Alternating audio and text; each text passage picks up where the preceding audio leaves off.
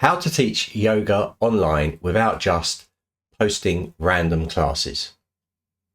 If you're a yoga instructor wondering how to teach yoga online properly, not just on Zoom occasionally, then this is for you.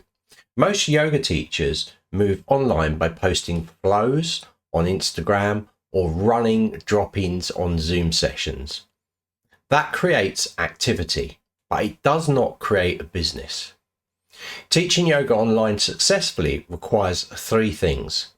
First, a clear delivery model. Are you running weekly live classes, a structured 8-week transformation program, or a membership library? You need to pick one and build it properly. Second, define your niche. Online yoga is too broad. Yoga for back pain, yoga for beginners over 40s, yoga for busy professionals. Specific positioning improves conversion and visibility.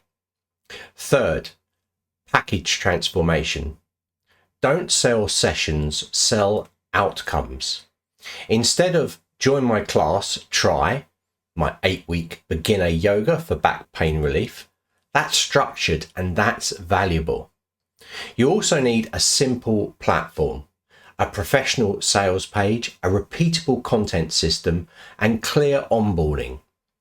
If you want the full step-by-step breakdown, including price models, membership strategies, and common mistakes yoga teachers make, I've written a detailed guide. Just follow the link below to my blog.